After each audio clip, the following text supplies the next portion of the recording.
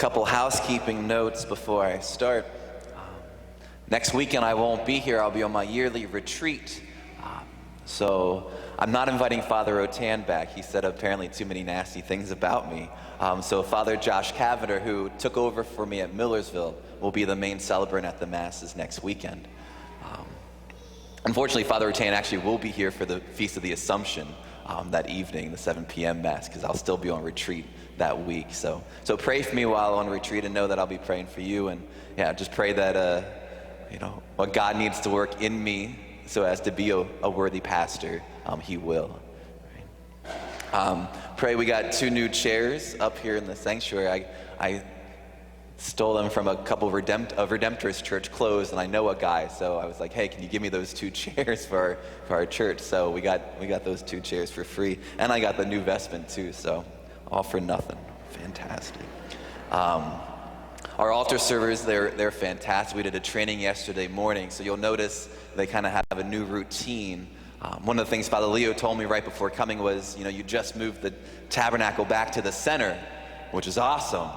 But that caused a little bit of confusion with all, like, who does what and who goes where. So we tried to create a routine that will still bring reverence to the liturgy, but also make logical sense through it all too.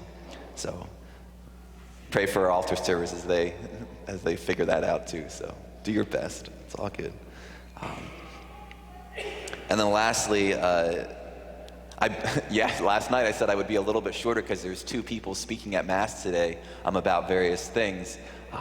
But even though I write really short homilies like this, sometimes I get very passionate and I kind of go on. So I'm not going to promise you that'll be short, because people yelled at me yesterday for promising that and not delivering. But today is August 4th. August 4th is the feast day of St. John Marie Vianney. St. John Vianney is the patron saint of parish priests. He's one of the very, very, very few diocesan priests, non-martyrs, who were canonized as saints. Just sad, but he's our patron saint, and so in many ways it's a very special day for diocesan priests. It's our feast day. On the altar, I have a relic of St. John Vianney. It was a gift given to me for my ordination. It's the only first-class relic I have. So it's a piece of the bone of St. John Vianney. So relics, right, first-class relics are a reminder to us of the closeness of the saints. There's a great story about St. Polycarp, an early bishop martyr who, when he was burned at the stake, the Christians, they came and they gathered up the fragments of his body and cherished them like jewels as a reminder that even though the saints are gone, they're still truly present. Right? And so there's a closeness that we have with them. They're still our friends. They still remind us that holiness is possible, right, for each and every one of us, that we can all become the saints we are called to be. So this feast day is St. John Vianney. St. John Vianney, he was kind of a doofus. He wasn't very smart. He was conscripted into the French military, and on one of the marching exercises, he got lost and couldn't find the army. And there was a warrant out for his arrest as a criminal, a deserter of the military. And so he had to hide for a number of years until he was forgiven.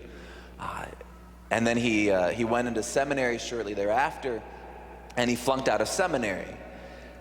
There was one priest, though, who saw this youthful holiness and zeal and love for Jesus and said, all right, I'll take this guy under my wing.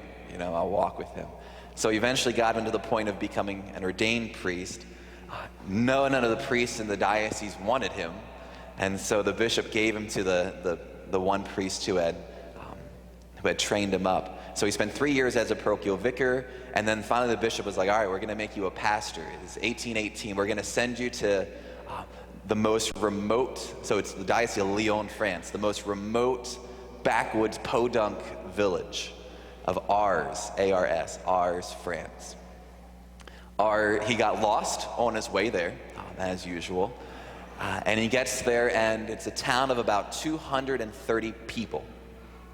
And the bishop sent and said, you know what, there's only a couple people, you can't screw this up, just do your best. We're not expecting big things from you. So he gets there, 230 people. By the end, 41 years as a pastor there, he died. By the end, about 20,000 people a year were making a pilgrimage to Ars because they wanted to go to confession to this priest who radiated holiness and the mercy of God. And in many ways, he forgave the sins of the French Revolution. You can only imagine the sinners that were going to him for confession. But that was like how it ended. And when I think of the lives of the saints and reflect on them, I often, we're amazed by how their lives of heroic sanctity ended. But I always like to ask the question, like, how did it begin?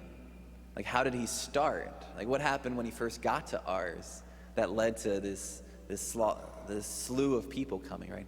And so when John Vianney, when he first got to Ars, and he, said his first Sunday Mass in this really small little village church, about maybe 10 people showed up of the 230 in the town. And he was like, oh, man, all right, it's not going to work. So he made a plan where he wasn't going to, just say Mass on Sundays, but he was going to enter into the lives of his people. And so most were worker or farm hands. Most had farms. So he went and he would go visit a family, and he'd say to the father, like, hey, I noticed you and your family weren't at Mass this Sunday. Like, what's going on? And then the father would give an excuse about all the work that he had to do on the farms. And so John Vianney would just spend the week working on this guy's farm, right? And by the end of the week, Saturday, he went to the guy and he was like, hey, so do you think we got enough work done that you're free now Sunday morning to come to Mass? Right? And they would be like, no, of course, I'll be there, Father, right? He would also go to the bars of the town, right? And he would preach the gospel in the bars, and they were getting so sick of it. So he said, I'll make you a deal. If you come to Mass on Sundays, I'll stop coming to the bars to preach, right? And so they were like, all right. So slowly by slowly, family by family, he drew them back into the life of the church and life of the faith. Even after there were thousands of pilgrims coming to Ars, he never forgot that he was pastor for those 230 people, right? And so even though the lines for confession were, 100 or so people long, and he was hearing confessions for 16 hours, if one of his parishioners came, he would always put everyone else aside to take care of his parishioners. He would even do the Sunday catechesis for the little kids every Sunday. A renowned man, a beautiful saint. And so I often look to St. John Vianney. Even on my retreat, I'm going to be reading a book about St. John Vianney. I got to do a retreat in Ars right before I was ordained a deacon. It was incredible. But I often look to him as like an inspiration and, for me in terms of my own priesthood. But I hope all of us really can, look to this saint as an inspiration and an encouragement into our own mission as Christians, right, to go out. The church doesn't exist to just be this like cloister for us. It exists to evangelize. It exists to go out. Right? We have to share the good news of Jesus. So I was thinking in terms of this gospel. Right? This gospel is this guy who gets all this stuff, and he's like, what am I going to do with it? Oh, I'll just build bigger barns to store it away for myself. I think, what is the treasure that I kind of like cling to, I build my barns up? And I would say for me, it's my time. I don't know if any of you consider your time your greatest treasure, right? That you try to hoard as much as possible. But I find that, at times when God is asking me to give it away, sacrifice it, to go out, I often hoard it sometimes, So I feel this kind of call, right? I love the scene at the end. He's like, your life will be demanded of you. Like, we will die. We're going to go to the judgment seat of God, right? And we don't get to take our wealth with us. But you know what we get to take? We get, if we use our time and we go out, we share, the good news with Christ, the good news of Christ with someone else, right? And they come to the saving relationship with God. When we die, we go to heaven. Guess what we bring? We bring those saved souls with us, right? We get to present to Jesus those that we brought to him, right? What a great gift that is. So my challenge, my encouragement, I guess, is, some people have been asking me, like, hey, what do you want to, like, what are your big plans for the parish? I'm like, I don't know, I just want to survive for a year. Like, let me survive. But if you ask me, like, what would be one of those huge goals I would put for us?